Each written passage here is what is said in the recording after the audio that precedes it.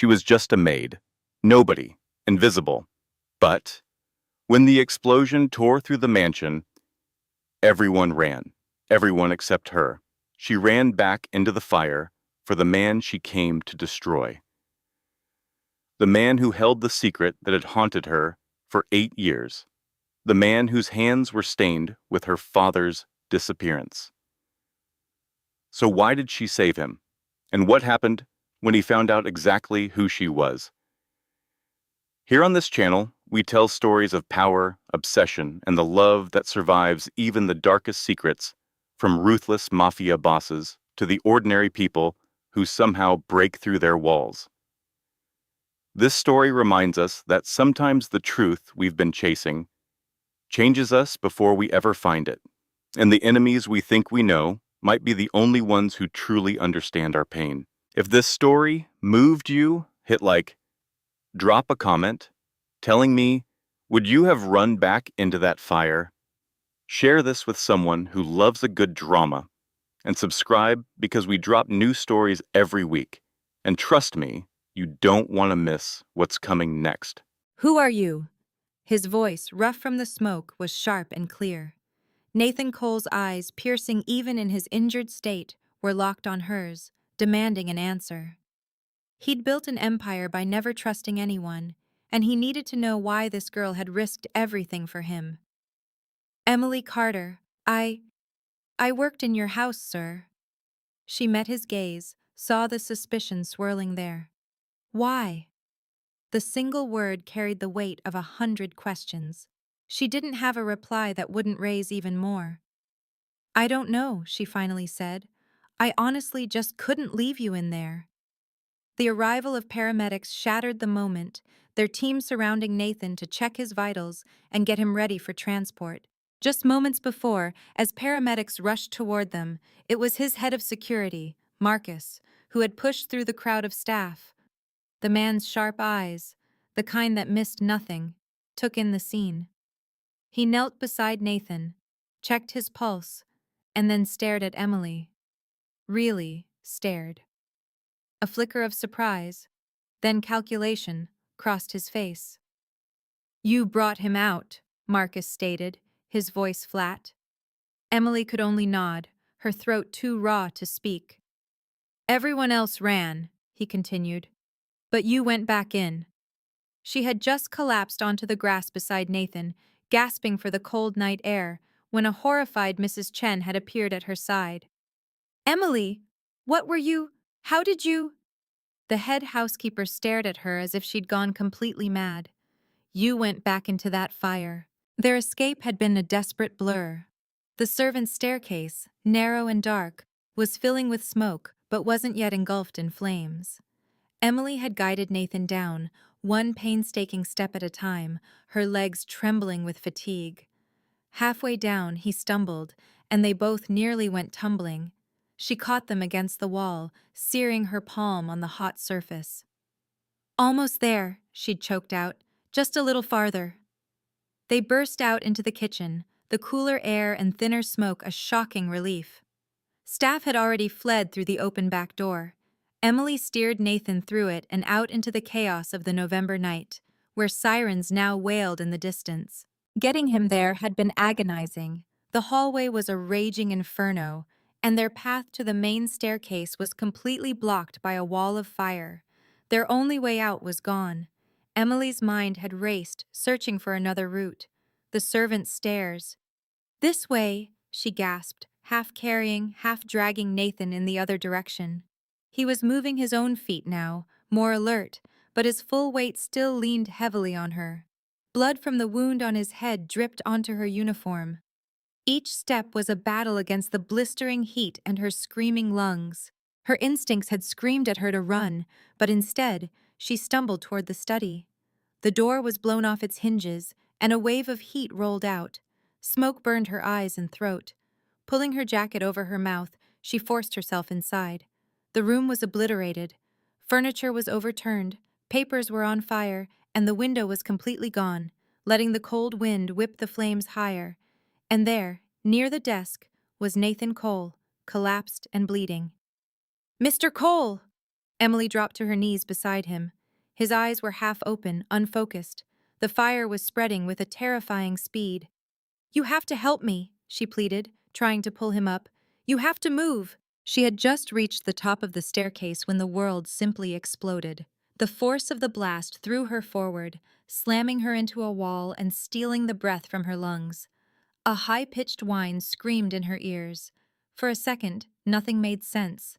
The quiet, carpeted hallway was suddenly a scene of chaos. Smoke poured from the direction of the study, and flames began to devour the wallpaper. Below, the party erupted into screams. She should have run. Every part of her knew she should get out. But instead, she turned back. Something had made her pause. After setting the coffee tray on a hall table, she turned to leave, but stopped. Through the heavy study door, she could hear voices, Nathan and another man. The words were muffled, but the tone was clear, pure anger. "You think I don't know?" The other man's voice rose. "You think I'm that foolish?" Nathan's reply was cold, controlled, and dangerous. "I think you should remember who you're talking to." Emily knew she had to leave. This wasn't her business. Her feet, however, felt rooted to the spot, just for a moment too long.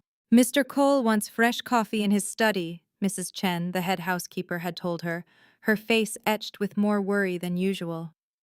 "He has business." Emily understood.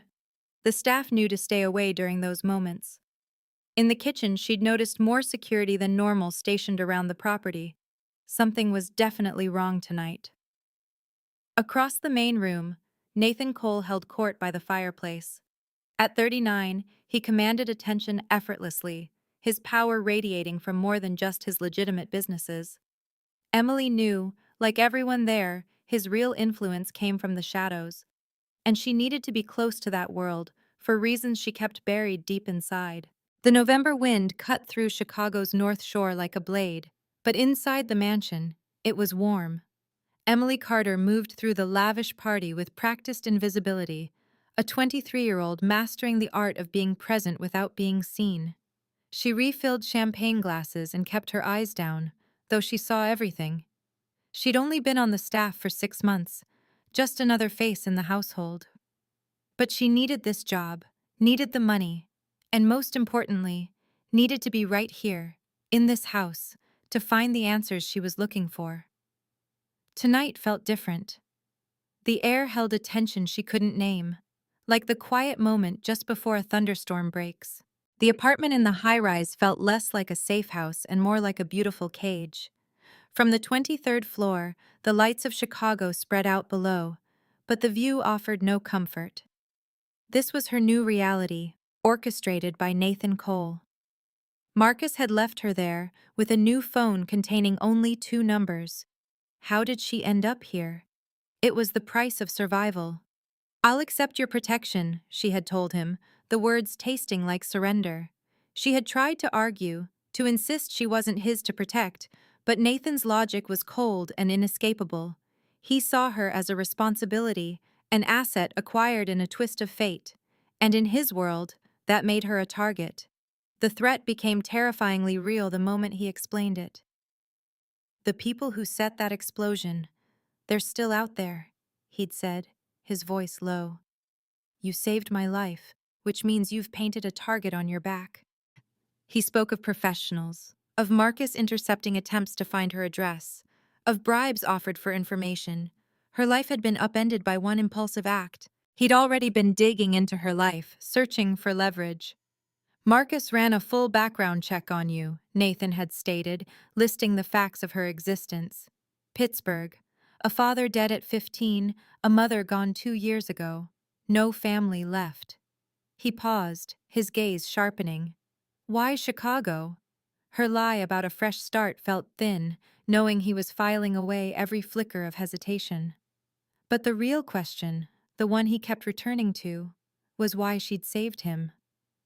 "I've never seen someone risk their life for no reason," he had demanded. She'd offered a weak story about instinct, about not leaving anyone behind. He'd called it heroic, but the word sounded more like an insult, a dismissal of a motive he knew had to be more complex. The truth was lodged in her throat, too dangerous to speak. She'd waited 3 days for that interrogation, sitting in the hallway outside his luxury hospital room, ignoring pleas to go home and rest. She couldn't leave. Then Marcus appeared, his sharp eyes full of suspicion. "He wants to see you," he'd said. His final advice echoed in her mind. Don't lie to him, he'll know. Lying was all she had. Standing on the cold lawn as the mansion burned against the November sky, she knew her old life was turning to ash along with it. She watched the ambulance carry Nathan away, his final, questioning gaze.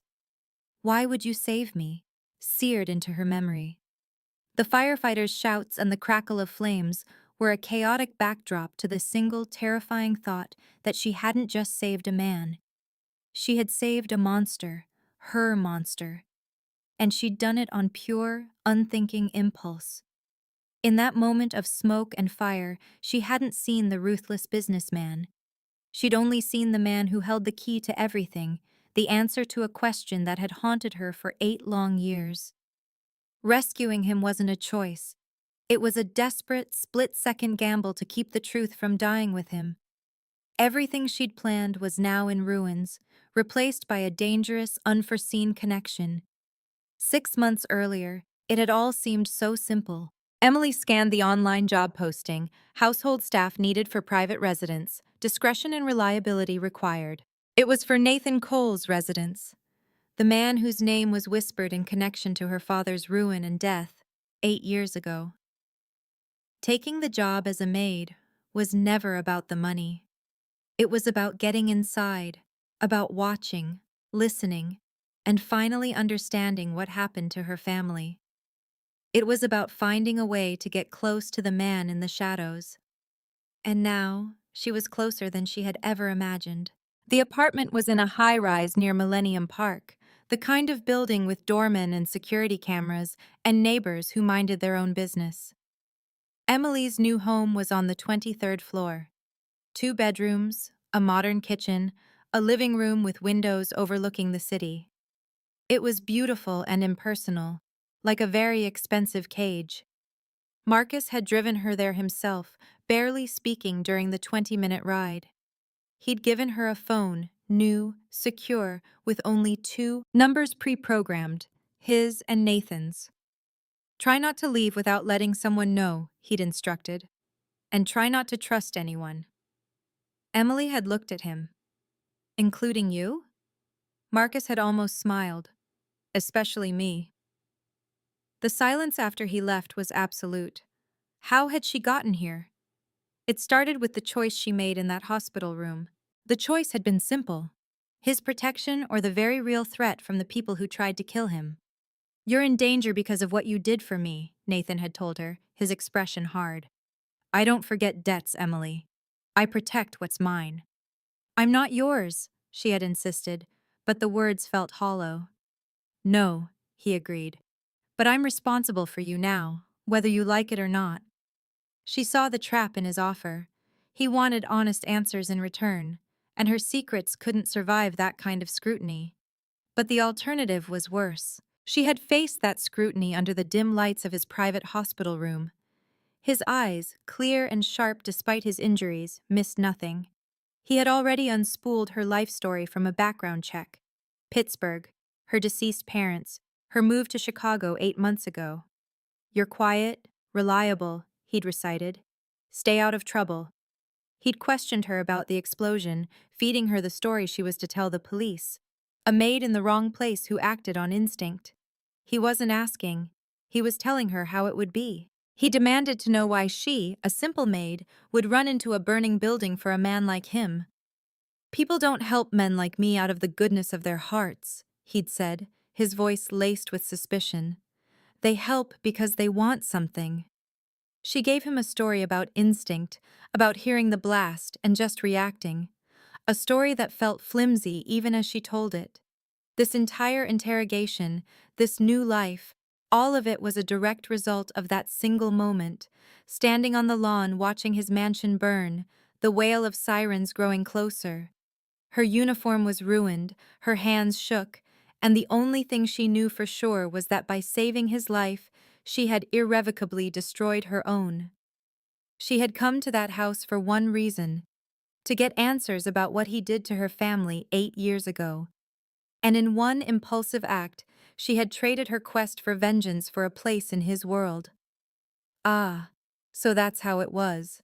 With his number and Nathan's programmed inside. Use this. Forget your old phone. Don't reach out to anyone from your past until we give the all clear. Her past life. It was as if 8 months had been wiped clean in a single fiery blast.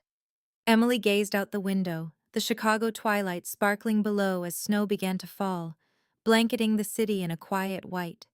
People out there were living their lives, oblivious to the crushing weight of secrets. She had moved to Chicago for one reason. 8 years prior, her father vanished. The official report claimed he abandoned them, fleeing debts and problems he couldn't face. Emily never bought it. She'd spent years chasing ghosts and dead ends, until a single thread appeared.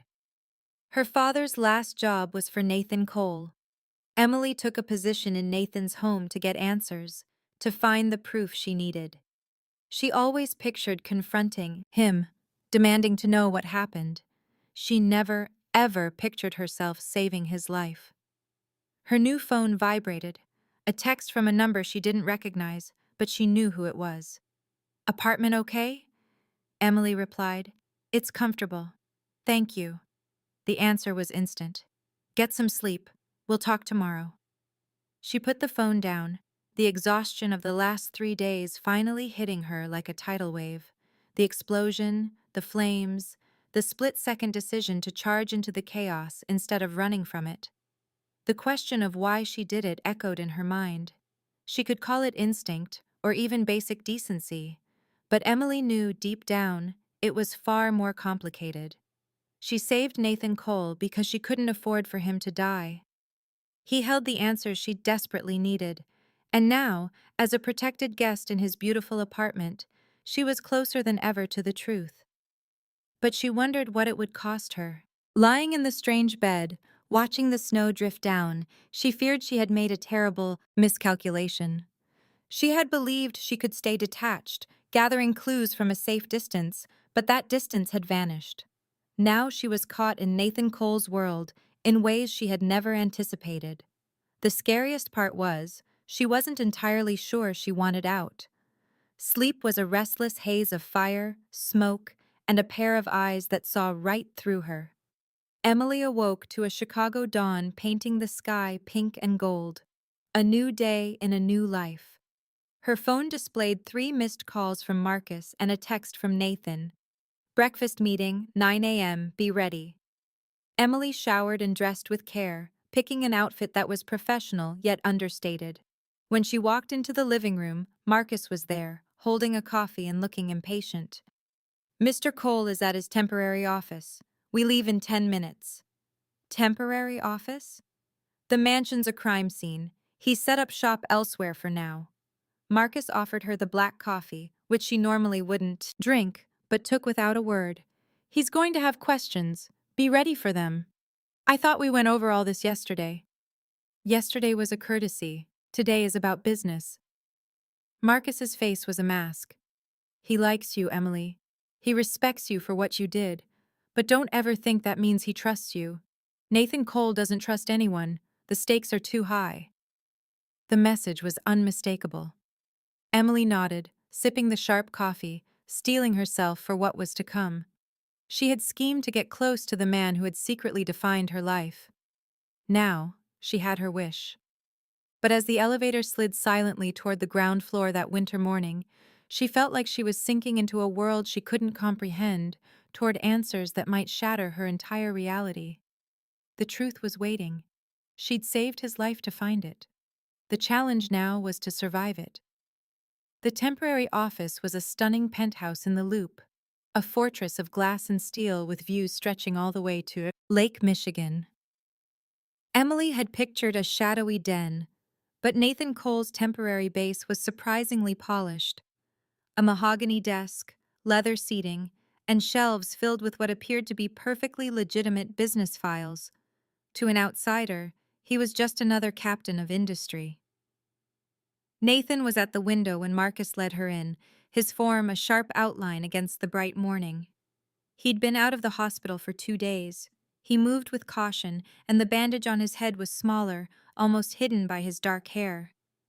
"Emily, thanks for coming." He motioned toward a chair. "Coffee? Something to eat?" "I'm all right, thank you." Nathan took his seat, his intense gaze fixed on her. "How are you finding the apartment?" "It's very nice. It's more than you need, but not what you want," he stated, not asked. He leaned back. "You want to go back to your old life, act like this never happened. I'm afraid that's not possible right now. Have you learned who was behind this?" "We're making progress. The investigation turned up some fascinating clues." Nathan slid a folder from a desk drawer and opened it. "The device was high grade, placed in my study during the party. Security cameras show a blind spot. The person who did this knew the layout perfectly, but they left something behind." He pointed to a photo, a partial fingerprint on a piece of the timer. Emily's heart hammered against her ribs. "Do you know whose it is?" "We're checking databases now. It will take time." Nathan shut the folder. "But that's not why you're here. I wanted to discuss you, Emily, and your father." The words landed like a punch to the gut. Emily's composure crumbled. "What about him?" "Thomas Carter, worked in logistics out of Pittsburgh, vanished 8 years ago when you were 15, leaving a wife and daughter with a mountain of debt." Nathan's tone was clinical, but his eyes never left hers. "The story was he skipped town, couldn't face his obligations. You never accepted that, did you?" Emily's fists tightened in her lap. "How do you know about my father?" "I make it a point to know everything about my employees, especially ones who run into fires to save my life." Nathan leaned in. "Your father didn't just run away, Emily. He worked for me, for a short time, 8 years ago." The world spun. Emily had suspected it, had chased this very truth for months, but hearing him say it made everything terrifyingly real. "What happened to him?" "He was overseeing a transport that went bad. Horribly bad. People were injured. Investors lost a fortune. Your father was held responsible. We never knew if it was a mistake or if he did it on purpose." Nathan paused. "He was gone before we could get any real answers." "That's a lie," Emily whispered, her voice trembling. "My father was not incompetent, and he would never, ever run. I am telling you what I know, what my entire organization believed." Nathan's face was unreadable. "But you don't believe it. That's why you're in Chicago, isn't it? It's the reason you came to work for me. You were searching for the truth." Emily shot to her feet, the chair screeching back. You knew who I was this entire time." "I didn't. Not until after the fire. Marcus ran a standard background check, but the link to your father was buried deep. Carter is a common name.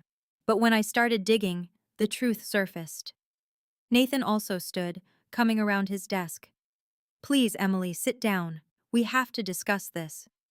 "Why would I believe a word you say? You're the reason he's gone. You're the reason my mother died struggling with debts, blaming herself for her husband leaving."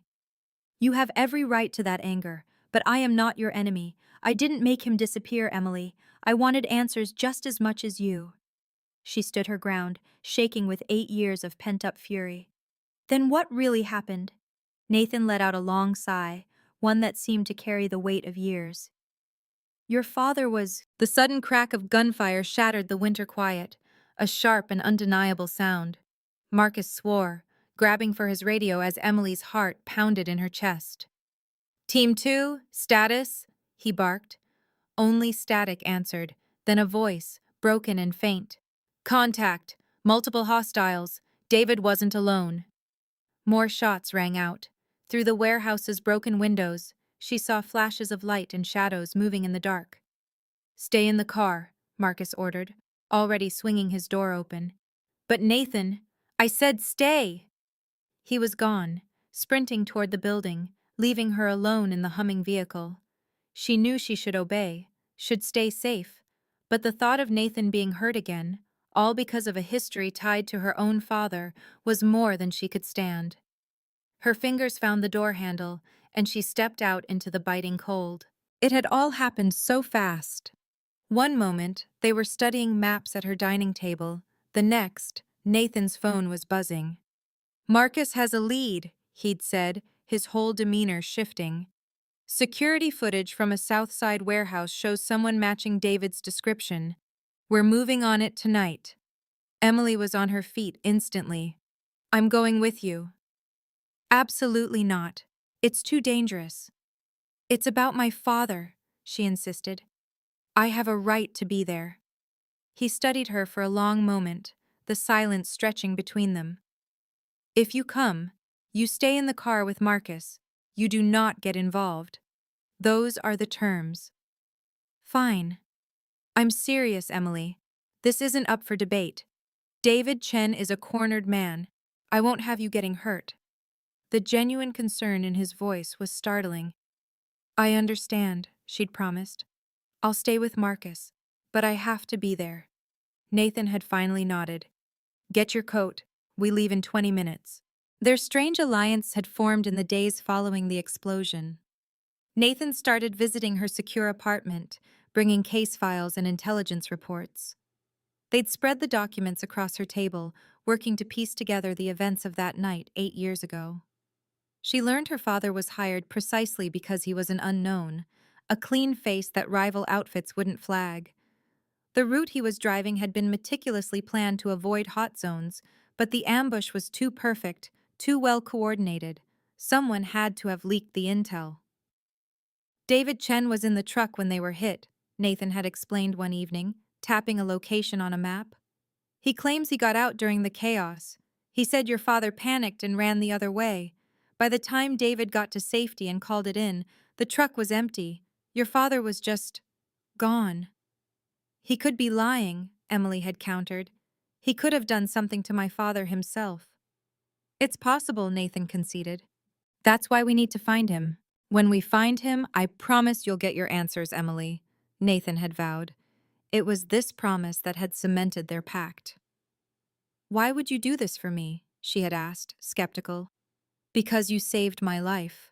Because I bear some responsibility for this. And," he'd hesitated, choosing his words with care, "because I know what it's like to live without answers. To feel the past eating you alive until nothing is left." For the first time, Emily had truly seen him not as the formidable crime boss, but as a man haunted by his own ghosts. A flicker of old pain in his eyes mirrored her own. "What happened to you?" she'd asked softly. "A story for another time," he'd replied, turning to the window as snow began to fall. "For now, we find David Chen. But you need to be ready. The truth might not be what you hope for. Your father could have been a victim, or he could have been part of it. Can you face either possibility?" The entire hunt began with a single crucial piece of evidence. "The fingerprint we found on the timer mechanism," Nathan had said, sliding a document across his desk. "We got a match this morning." On the paper was the personnel file of a stern-faced, middle-aged man. "His name is David Chen. He worked for me 8 years ago. He was part of the transport crew the night your father disappeared." Emily's breath had caught in her throat. "What? Why would he come after you now?" "He blames me for what happened," Nathan explained. "3 of my men were hurt in that ambush. David's brother was one. He was permanently disabled. David left my organization soon after and vanished into the underworld. We heard whispers he was freelancing for rivals, but nothing solid until now." He leaned forward, his voice low. "Emily, David Chen was the last person who saw your father alive. If anyone knows what happened that night, it's him." After 8 years of agonizing silence, the story finally came pouring out. Emily sat frozen in the chair in his office, her legs feeling like they might give out. "He was moving goods for me," Nathan began, his voice a low monotone. "It was a legitimate shipment, but the business partners involved were less so. The transport was hit by rivals. 3 of my people were injured. We lost $2 million in product." He paused, his gaze fixed on something far away.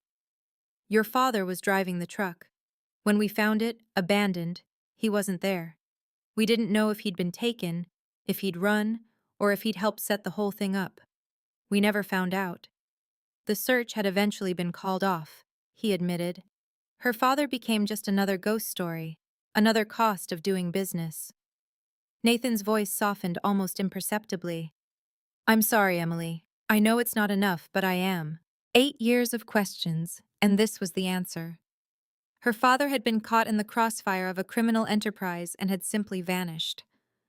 I don't get it, she stammered, the words catching in her throat. If you knew the risks, why did you let him do it? Why would you put him in that position? Nathan finally met her gaze, his own eyes filled with a weary honesty that disarmed her anger, complicating it with a sorrow she hadn't expected. I didn't put him in that position, Emily. He came to me. He needed the money, Nathan continued, his voice heavy with the weight of the past. For your mother's medical bills, I believe. It was the early days of the illness that would eventually take her from you. He looked at her, seeing not just the woman before him, but the desperate girl she must have been. He was a man pushed to the edge, willing to take any risk if the price was right. I offered him a chance. The job was supposed to be a simple routine run. He returned to his chair, the leather groaning under his weight. I've replayed that night in my head more times than I can count, wondering what I missed, what I could have done differently. And I'm supposed to believe you feel guilty? She asked, her voice laced with bitterness.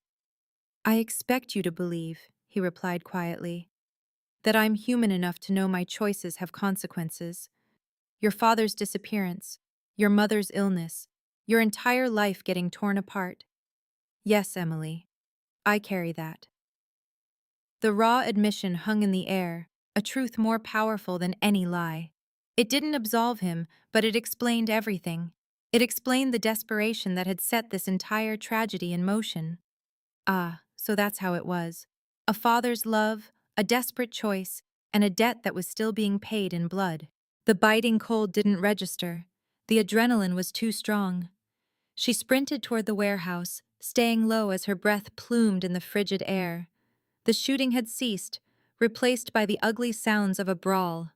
Emily flattened herself against the entrance wall. Inside, Nathan and his men had several others cornered. She saw David Chen, his hands up in surrender, but his face a mask of hate. Nathan's knuckles were bleeding, and one of his men was on the ground, clutching a wounded shoulder. You ruined my family, David screamed. My brother is crippled because of you, because of that shipment, because you risked us all for your own greed. Your brother got hurt because we were betrayed. Nathan's voice cut through the chaos, cold and precise. Someone leaked our route to our rivals. Someone told them exactly when and where to hit us. And that someone was you, David. You planned the ambush. You sold us all out. David's features contorted with rage. I had to. They offered me more than you ever would have. And Thomas Carter? What happened to him? The final piece clicked into place. In the sterile observation room, Emily watched Nathan's face harden into a mask of cold fury as he read the report from Marcus. Richard Kane, a man from his inner circle, a trusted associate, was the traitor. The betrayal was absolute, explaining everything: the flawlessly planted explosive, the security blind spots, the sheer audacity of the attack. Justice, she realized, wasn't just about the man who pulled the trigger, but the one who opened the door for him. And that justice was now served. But this cold resolution was only possible because, hours earlier, a broken man had finally given up his secrets. David Chen, stripped of his defiance, had traded a name for a chance at survival. Cornered and facing a future with no escape, he confessed that Kane had been his partner, feeding him information for months. He detailed the meetings, the planning, and the shared hatred that fueled their conspiracy. In that moment, the hunt for one enemy had exposed another, far closer to home. The confession didn't come easily. David had tried to hold out, clinging to the hope of a deal, of witness protection and a new life. He tried to bargain, but Nathan offered nothing. He simply presented the facts: a tablet displaying encrypted messages, a quiet explanation of how their experts were already cracking the codes. It was a war of wills, with Marcus standing by like a silent executioner, and David's resolve crumbled under the immense unspoken pressure. The truth was coming out, with or without him. Yet none of them would have been in that room if not for the raw, brutal confrontation at the warehouse. Emily still felt the echo of David's words, a confession spat out in a moment of crazed triumph. He laughed as he admitted to ambushing her father, to making sure Thomas Carter would never be a problem again. He'd told them to look in the river, the place where the city's problems disappeared. The confession wasn't for an interrogator. It was a cruel boast, a final twist of the knife aimed at Nathan. Hearing her father's name had frozen her in the warehouse doorway. A gasp, a sob, some small sound escaped her lips, and suddenly every eye was on her. The scene had exploded into violence. David, desperate, had lunged for a weapon, but Nathan moved like lightning, tackling him to the ground. In that chaotic struggle, with security rushing in, the man who had haunted Emily's life for 8 years was finally restrained, his poisonous truth now out in the open. She shouldn't have been there. She was supposed to stay in the car, safe from the ugly reality Nathan was uncovering, but she had to know. For 8 years, she'd been tormented by the question of why her father left, and in the freezing darkness of that warehouse, she got her answer. He wasn't a runaway. He was a hero who had tried to do the right thing, and David Chen had silenced him for it. The truth was a hollow, brutal thing, but it was finally hers. Nathan had promised her justice then, standing in the snow after David was hauled away. He promised her that the man responsible would answer not just for her father, but for everything. That promise led them to the interrogation room, to the discovery of an inside man, and finally, to Richard Kane. It was a chain reaction of revelations, each one more shocking than the last, all stemming from David's bitter need for revenge against Nathan.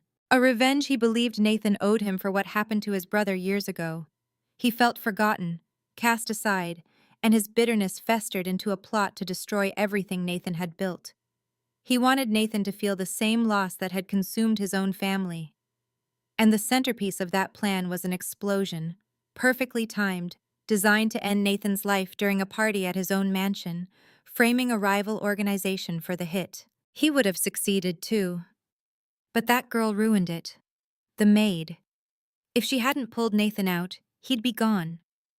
David's words from the interrogation echoed in Emily's mind. She was that maid. She had saved the man her father died protecting, and in doing so, unknowingly started the countdown to David's downfall. It all began in a storm of fire and shattering glass, with her, a near stranger, pulling Nathan from the wreckage. Ah, so that's how it was. The daughter of the man he'd murdered had become the architect of his ruin. Faced with the undeniable proof of communication logs and financial records, Richard Kane's defiance crumbled. David Chen came to me 2 years ago, he confessed, his voice hollow. He knew about my family connection. He wanted help getting justice. In the adjacent room, Mrs. Chen wept, her story tumbling out. She admitted to letting her cousin into the house, to positioning a witness. He said no one would be injured, she sobbed. He swore it would just be Mr. Cole, that he deserved it for what he did to David's brother, for what happened to Thomas Carter. And just like that, the dominoes fell, exposing a plot built on years of hidden resentment and misguided loyalty. But this moment of truth was earned with cold resolve just an hour earlier. "Pick her up quietly," Nathan had commanded, his voice a blade of ice. "I want her in a room separate from David." He turned his attention to the second traitor. "And find Richard Kane. I don't care what excuse you use, bring him in." As Marcus and his team departed, a heavy silence filled the observation room. 3 people, Emily had whispered, the scale of the plot settling upon them. 3 people working together to destroy you. They almost did it. Their downfall was sealed by a single crucial memory. It surfaced under the pressure of the investigation, a detail that suddenly seemed vital. "Mrs. Chen," Emily said, her voice sharp with certainty. "The head housekeeper. She sent me to your study with coffee." Nathan and Marcus froze, exchanging a look. "She specifically told me to go right then, insisted it couldn't wait." The terrible logic became clear. Marcus spoke quietly. "Mrs. Chen is David's cousin. She had access to everything. She could have let David in, shown him where to go, and as Nathan finished the thought, she needed a witness. That search for an accomplice had begun with a different name. It started with documents spread across a table. "He withdrew $500,000 in cash over the past year," Marcus had reported, pointing to neat columns of figures. The amounts were small, designed to fly under the radar. "He also took 3 trips to Pittsburgh in the last 18 months. No business reason for any of them." Pittsburgh. That's where David had been hiding. The connection was undeniable when they discovered Richard's younger sister was engaged to David Chen's nephew. "For 8 years," Nathan seethed, "he smiled to my face while plotting my demise." The entire investigation, the frantic hunt for accomplices, was launched because of a single boast from their enemy and a question that haunted Nathan. He had turned to Emily, his gaze intense. "David said someone gave him access to the mansion. Someone else had to physically help him. He needed to know who betrayed him, but something else weighed on him more heavily. Everything that happened. If you had run like everyone else, David's plan would have worked perfectly. I'd be gone. Why do you think I didn't run?" "I've been asking myself that since I woke up in the hospital," Nathan said, his voice dropping. He believed she saw past the power and reputation to the person underneath. Emily's answer came quietly, forged in the trust he had shown her. "You gave me answers about my father. You could have hidden the truth." She recognized a shared history of loss between them, a search for meaning. It was in that shared vulnerability that Nathan acknowledged something unexpected had grown between them. Before he could say more, Marcus's voice crackled through the intercom. "Boss, we have Mrs. Chen." And so, looking back, the entire sprawling conspiracy, the betrayals, and the near-fatal explosion, all hinged on one seemingly trivial moment. Amid the noise and energy of the party, the head housekeeper, Mrs. Chen, a trusted employee of over a decade, approached Emily with a coffee service. She wore a familiar, kind expression as she gave the simple instruction, her tone insistent, that would set the entire vengeful plan into motion. She sent an innocent girl into a room, not just with coffee, but to serve as the perfect, unwitting witness to a carefully staged assassination. With a warmth that transformed his face, Nathan Cole finally offered a genuine smile. "Then stay," he said, his voice soft. "Stay, and we'll figure out what comes next." Outside the observation window, the snow-dusted Chicago streets flashed with the red and blue lights of approaching police cars. It was a tangible sign of the choice they'd made: justice, not vengeance. A future built on a new foundation. 3 lives would now be handed over to the legal system, their fates decided in a courtroom, not in the shadows. But this peaceful resolution, this shared hope for a future, was not easily won. It was the result of a difficult conversation, a plea that had changed the course for everyone involved, just moments before. "I'm asking you to choose a different path," Emily had urged, her eyes locked on his. She stood before him not as a subordinate, but as an equal, challenging the very core of his world. She spoke of breaking cycles of violence, of choosing something other than the expected retribution. Nathan had listened, wrestling with the implications. To show mercy could be perceived as weakness in his world, an invitation for others to betray him. But as he watched the falling snow, her words echoed. She believed it could be seen as strength, a quiet confidence to defy the bloody patterns of the past. He had given her answers about her father, and in return, she was offering him a chance to redefine his own life. "All right," he had finally agreed, turning from the window. "We'll do it your way." The decision hung in the air, heavy with consequence. This wasn't just about sparing 3 lives, it was about fundamentally altering his operations.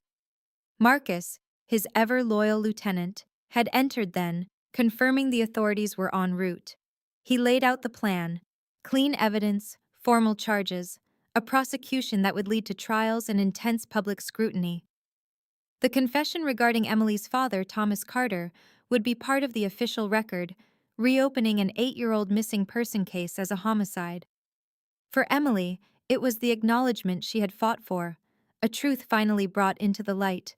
That truth had been pried from the conspirators in the hours just before. "You've destroyed your life, Richard." Nathan's voice had been a blade, cutting through Richard's pathetic excuses in the interrogation room. He laid out the betrayal in stark terms: the conspiracy, the planted device, the willingness to endanger innocent lives for personal gain. Richard sat defeated, with no defense for his choices. He, along with a tearful Mrs. Chen and a seething David, had confessed. Their statements painted a grim picture of greed and jealousy, a plot to remove Emily that was enabled by their collective weakness and ambition. They had helped David Chen, the man who had taken everything from Emily. The confrontation had been raw. Emily watched through the one-way glass as David Chen, handcuffed and broken, stared at nothing. This was the man who had stolen her father from her. Mrs. Chen and Richard Kane had been his willing accomplices, allowing his rage to threaten Emily's own life. Nathan had made it clear that in his world there were permanent solutions for such betrayals. He had felt the pull of that world, the cold logic of eliminating a threat for good. He had stood beside Emily, the winter night pressing against the glass, and offered her that choice. He asked her what justice looked like to her, what outcome would finally bring her peace. He wasn't offering mercy for morality's sake, but because she mattered to him. He was ready to unleash the full, violent consequences of his world upon them, if that was what she needed. But Emily thought of her father, of the endless cycle of revenge, and refused that path. "I want them to face real consequences," she had said, her voice steady despite the emotion. "Not just disappearing into the night." She wanted public accountability for David, and for Mrs. Chen and Richard to grasp the true weight of their actions. Ending their lives wouldn't bring her peace. It would only make her part of the same darkness that took her father. This entire, life-altering night, the confessions, the difficult choices, the start of something new, was the culmination of a journey that began long ago. A journey Emily undertook alone, driven by a question that had shaped her entire adult life. It was a question born from the day her father, Thomas Carter, simply vanished without a trace, leaving a void that time could never fill. His disappearance, unsolved and ignored by the authorities for 8 years, had left her and her mother adrift in a world of unanswered questions. It was the search for those answers that had defined her, that had fueled her resilience. That search had consumed her, leading her down countless dead ends until she heard a whisper about a powerful man in Chicago, a man who operated outside the lines but knew everything that happened in his city: Nathan Cole. With nothing but a sliver of hope, she had moved to the city and found a way into his organization, taking a job that placed her in the orbit of this dangerous and enigmatic figure. She wasn't seeking wealth or power. She wasn't looking for protection or a new life. She had entered his world for one reason, and one reason only. She just wanted to know what had happened to her father. She had walked into the lion's den, surrounded by secrets and peril, all to find the truth. She never imagined that in finding answers about her father's past, she would end up forging a future of her own with the very man she once saw only as a means to an end. It was a complicated, unexpected path, and it all started with a daughter's refusal to let her father be forgotten. In the observation room, two people united by tragedy and fire watched as one chapter ended and another started. Emily had arrived in Chicago searching for answers about what happened long ago. She found them, and something else she never anticipated: a future. It was uncertain and complicated, but it was also genuine and real. As Nathan went to confer with the authorities, Emily braced herself to give a statement on the last few weeks' events. She felt her father's spirit, like a whisper to her heart. He had tried to do what was right in a terrible situation.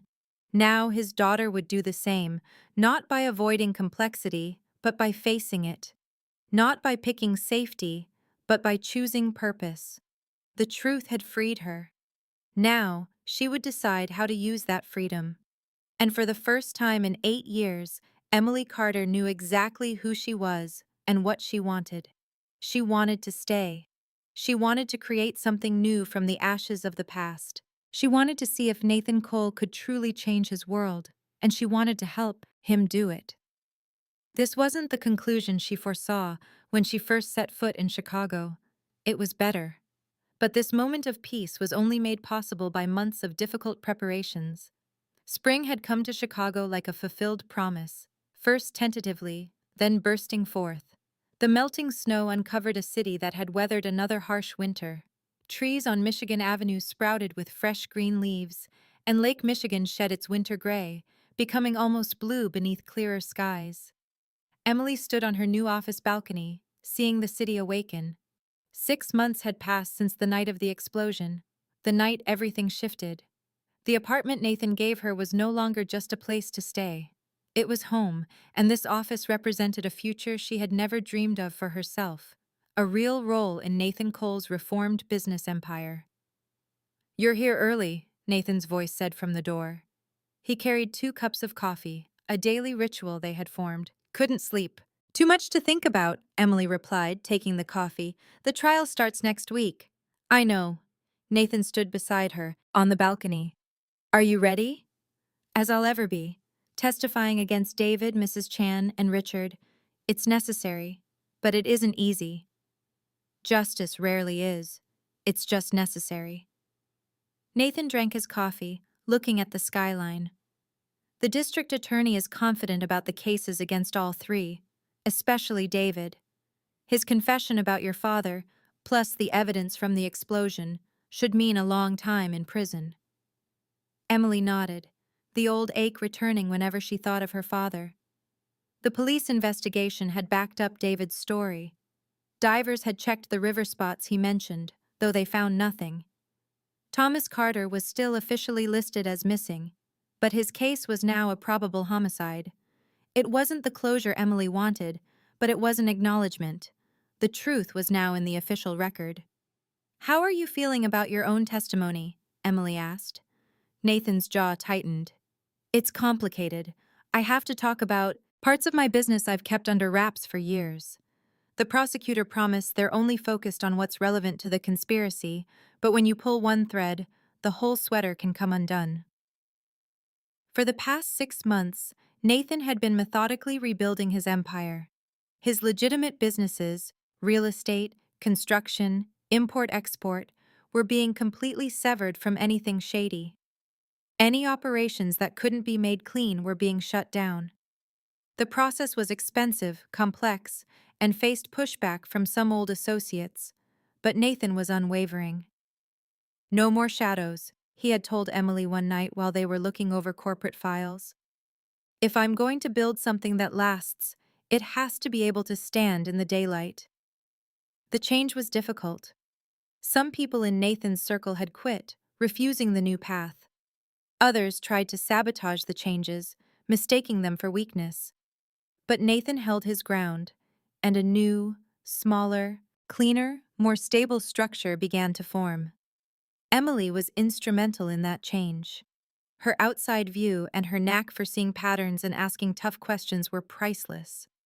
Nathan created a role for her as a special consultant, in charge of community relations and ethical oversight. It was unheard of for someone with no experience in his world, no ties to the old guard, to be given such real power.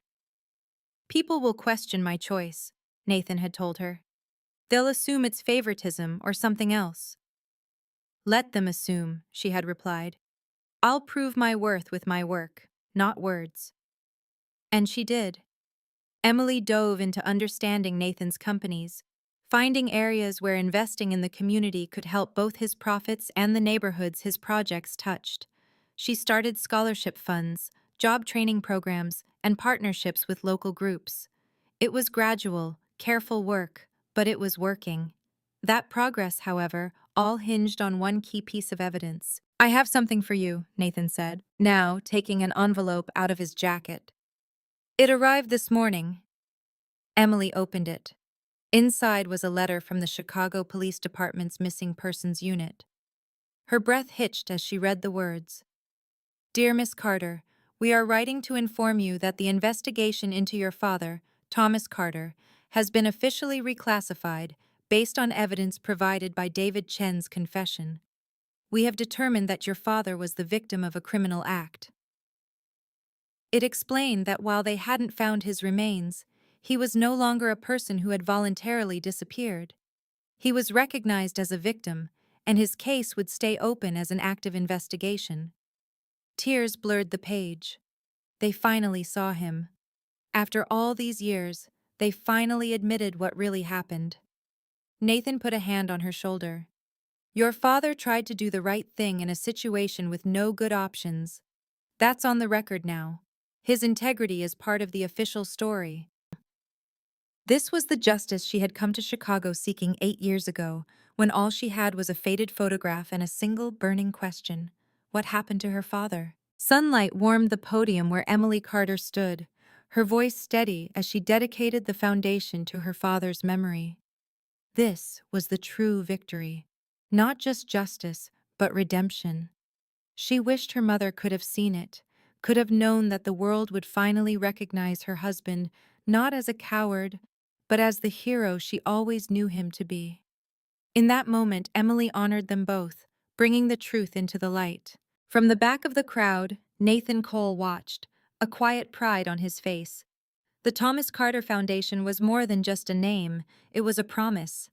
The man who died trying to expose corruption would now be remembered for helping others escape similar darkness. It was a fitting legacy, and the least Nathan could do to honor the man whose death was so tangled with his own past. Their lives were now filled with board meetings and project proposals, a strange but welcome rhythm. The bond between them had deepened into a partnership built on mutual respect, forged in the aftermath of chaos.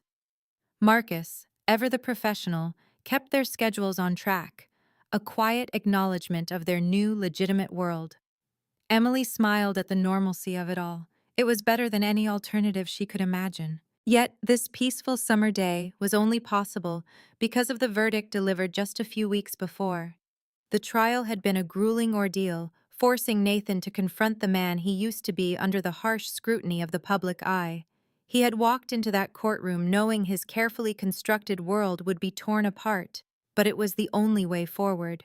On the witness stand, Emily recounted the events of that night with unshakable clarity: the explosion, the fire, and her decision to go back for Nathan. The defense attorneys tried to paint her as a pawn, but she held her ground. "I saved him because a person needed help," she stated firmly. "Every choice I made after that was my own." Nathan's testimony followed, a stark confession of his history, accepting responsibility without deflection. The guilty verdicts brought no celebration, only a profound sense of closure. Watching David Chen and the others being sentenced felt like the end of a long, painful chapter. Her father's life, the years of uncertainty, the cycle of violence, it was finally, truly over. A deep sadness for the waste of it all washed over her, but beneath it was the firm ground of resolution. That resolution was built on the secret choice Nathan made in the weeks before the trial. He dismantled the empire he'd spent his life building, choosing to cooperate fully with investigators. He knew it meant exposing his own gray dealings and sacrificing the power he once wielded. This was the transformation no one saw coming, a pivot from the shadows into the light. It was a harder, more complicated way to live, but he had no regrets. Emily had shown him a different definition of strength, a success that wasn't measured in money or fear. He was building something new now, something he wasn't ashamed of, and that was worth more than anything he'd left behind. He was finally free from the constant vigilance that his old life demanded. This entire chain of events, the foundation, the trial, the transformation, all began with a single, violent moment. It started with the deafening roar of an explosion on a cold November night when a car bomb turned Nathan Cole's world into a raging inferno. The blast was meant to end his life, burying his secrets with him in the wreckage. As sirens wailed in the distance, everyone ran. Staff, security, bystanders. They all fled the fire and the danger. But amid the smoke and collapsing structure, one person stopped. A lone figure turned and ran back toward the flames, toward the man everyone else had left for dead. The maid ran toward the fire, and in doing so, changed everything. This content was carefully researched, developed, and manually edited by our team to deliver meaningful stories with valuable life lessons. Every narrative is crafted to entertain, inspire, and empower our audience. We believe that great stories can change lives, and we are committed to bringing you content that matters. Thank you for being part of our community.